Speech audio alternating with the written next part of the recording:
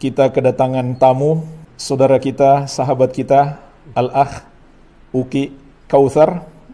Ahlan wa sahlan. Ahlan bik Ustaz.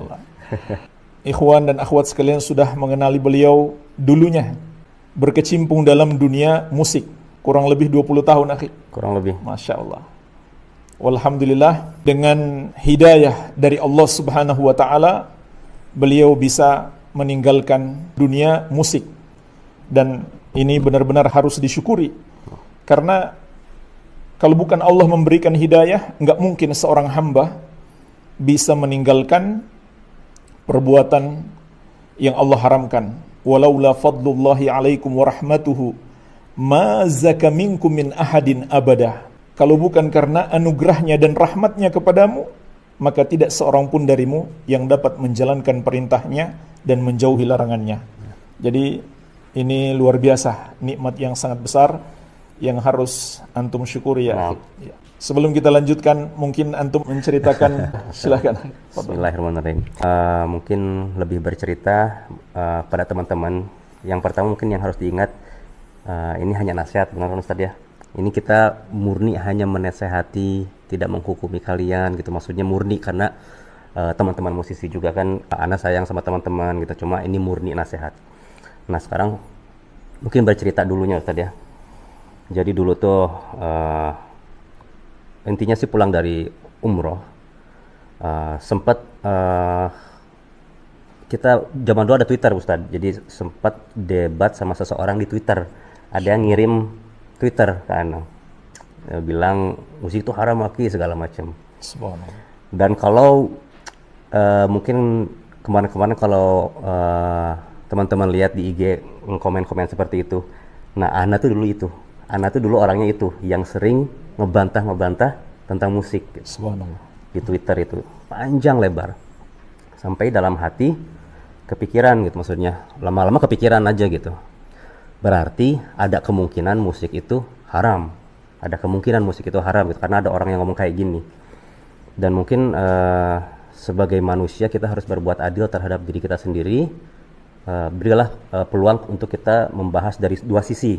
Nggak boleh kita langsung tiba-tiba menolak tanpa kita membaca bukti-bukti yang ada. Jadi mulai itu membaca tentang dari segi musik itu haram, walaupun hati condong pengennya halal. Jadi kemana-mana carinya yang menghalalkan musik. Ketemu ustadz ini, ikut dengerin ceramahnya, wah bagus nih isinya. Begitu beliau ngebahas tentang musik, ternyata haram, karena pindah ke ustadz yang lain. Terus itu jalan terus-terusan Ustadz, sampai waktunya udah lumayan lama. Jadi ketika ada saran dari Ustadz, beliau bilang musik itu melalaikan. Kalau kamu meninggalkan sholat berarti dia haram. Kalau tidak lalai itu bisa. Nah kenyataannya Ustadz, ketika di studio kita lagi bikin lagu bareng-bareng, ada azan, teman saya yang rajin sholat berangkat misalnya. Adapun ada teman-teman yang tidak sholat. Nah ini gimana ya, aku bilang. Apakah berarti buat dia halal dan buat dia jadi haram gitu? Nah itu bingung lagi di situ, nggak bisa diterima waktu pada saat itu. Terus nerima lagi argumen yang mengatakan bahwa yang penting liriknya bagus dan tidak mengajak kepada keburukan. Nah, ana lagi bikin album instrumental nggak ada liriknya, jadi makin bingung. Bingung ini gimana ini ya? Banyak sekali yang terjadi kayak gitu, sampai pada akhirnya ternyata yang saya sadarin itu ternyata itulah fitnahnya. Nah, kita bisa pergi dari ujung dunia A ke ujung dunia D, nanyain ke semua orang musik itu apa, mereka akan beda. Jadi ibaratnya pas dalam hati mikir, kita tahu bahwa babi itu haram, tapi tiba-tiba ada orang datang, itu bukan babi, itu ayam. Wah, karena perbedaan itunya ya. Jadi nah yang bikin keluar itu sebenarnya bukan karena hukum musik haramnya, karena dari dulu udah pernah dengar tuh cerita itunya, hadisnya, tapi karena ya gitulah belum kuat mungkin ya. Tapi beberapa kali itu kalau kita baca kan suka ada komentarnya di bawahnya tuh ya, yang tentang hadis atau sebab nuzul Qur'annya. Yang terus ada itu yang tentang itu Ustaz, yang haram itu jelas, yang halal itu jelas, yang haram itu jelas. Di antara keduanya ada yang mutasyabihat. Jadi pas baca itu kayaknya itu langsung benar, mungkin itu fitnahnya. Minimal syubhat. Minimal syubhat. Jadi statusnya pending, saya keluar dulu sambil cari tahu secara benar dulu gitu, karena nggak bisa diterusin kalau dalam hati kita udah tahu bahwa oke, ini nggak jelas nih. Tapi hujah anak, saya mengikuti saran daripada hadis itu, jadi udah dulu aja, nanti baru sambil saya mencari kepastiannya gitu. Dan alhamdulillah setelah jalan 1-2 tahun makin diperkuat gitu dengan ketemu ustadz, menjelaskan segala macamnya, baru kita bisa menerima secara full 100% gitu. Tapi ketika keluarnya pada saat itu karena syubhat, kurang lebih seperti itu sih keluarnya. Belum yakin betul itu haram. Belum yakin betul itu haram, tapi gundah. Gitu. Bisa jadi dia haram, dan yang dulu tuh yang paling ditakutin adalah nanti gilirannya dihisab sama Allah Subhanahu wa taala, cuma ada 2 skenario. Antara dia haram atau dia mubah. Kalaupun mubah insya Allah aman gitu ya. Tapi kalau haram ternyata dibuka, waduh repot, karena kan kerjanya di sana, uangnya di sana. Gitu Ustaz, kurang lebih seperti itu sih. Masya Allah. Barakallahu fiik. Itu barakallah. Jadi dari cerita beliau tadi secara singkat ada 3 pelajaran yang bisa Anda petik. Mengapa antum bisa meninggalkan musik? Yang pertama, karena ada orang yang berusaha mengingatkan antum. Ada orang yang berdakwah. Jadi ini pentingnya kita berdakwah. Dan mungkin kita menyampaikan hari ini, orangnya belum langsung terima. Bisa jadi bertahun-tahun akan datang. Sahih. Jadi jangan berkecil hati kalau kita menyampaikan kebaikan, orangnya tidak terima. Ya, langsung terima. Bisa jadi nanti dia terima. Ini yang pertama. Yang kedua, ada usaha antum belajar. Ini mengingatkan kepada hadis Rasulullah SAW, "May yuridillahu bihi khairan yufaqihu fid din." Barang siapa yang Allah kehendaki kebaikan baginya, Allah akan pahamkan dia dengan agama. Alhamdulillah antum berusaha belajar, maka itu termasuk pintu hidayah.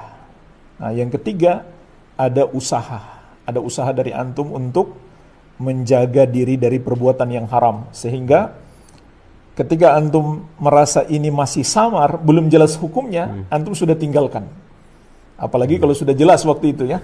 Masih belum jelas sudah antum tinggalkan. Nah, itu memang sikap yang bagus yang diajarkan oleh Rasulullah sallallahu alaihi wasallam. Iya. Makanya Abu Hurairah radhiyallahu anhu ketika beliau ditanya apa itu takwa, maka beliau balik nanya kepada si penanya, "Pernahkah engkau melewati jalan berduri?" Kata penanya, "Iya." "Apa yang kamu lakukan?" "Maka aku hati-hati. Bahkan bisa jadi aku tidak jadi melangkah." Karena saking hati-hatinya. Nah, begitulah ketakwaan. Perlu ada kehati-hatian. Walaupun belum jelas, kita tinggalkan sampai ada kejelasan bahwa itu halal, baru kita lakukan. Ya. Nah, jemaah sekalian, jadi sebenarnya permasalahan musik ini sudah sering dibahas. Cuma di kesempatan ini saya ingin mengajak kaum muslimin wal muslimat untuk langsung melihat kepada kitab dari mazhab Syafi'i. Karena di negeri kita katanya banyak pengikut mazhab Syafi'i, sengaja di kesempatan ini saya mencoba untuk menghadirkan kitab yang ditulis oleh salah seorang imam besar dari mazhab Syafi'i, yaitu Imam Ibnu Hajar Al-Haytami rahimahullahu ta'ala, ulama besar yang luas ilmunya khususnya dalam fikih madhab Syafi'i. Kitab yang pertama berjudul Az-Zawajir an Iktirafil Kabair. Salah satu kitab yang menjelaskan kepada kita tentang dosa-dosa besar. Di antara yang beliau sebutkan, Al-Kabiratu As-Sadisatu Was-Sabi'atu Was-Thaminatu Wat-Tasi'atu Wal-Arba'un Wal-Khamsun Wal-Hadiyatu Wal-Khamsun Ba'dal arba'imi'ati. Dosa besar yang ke-446 sampai 451. Berarti ada 6. Dorbu watarin. Pertama, bermain alat musik yang dipetik. Ini keahlian antum dulu ya. Gitar dan semisalnya. Wastima'uhu. Yang kedua, mendengarkannya. Jadi dua-duanya dosa besar kata beliau. Wa zamrun bimizmarin. Yang ketiga, bermain alat musik tiup, seruling dan semisalnya. Wastima'uhu. Yang keempat, mendengarkannya. Jadi bukan hanya yang main, yang mendengarkan, yang menikmati juga berdosa. Wa darbu biqubatin. Yang kelima, bermain alat musik tabuh, drum dan semisalnya. Yang keenam, wastima'uhu, mendengarkan tabuhan tersebut. Kemudian beliau menyebutkan dalil seperti yang biasa kita sampaikan di masa ini. Para ulama mazhab Syafi'i juga berdalil dengan ayat ini. Surat Luqman ayat ke-6.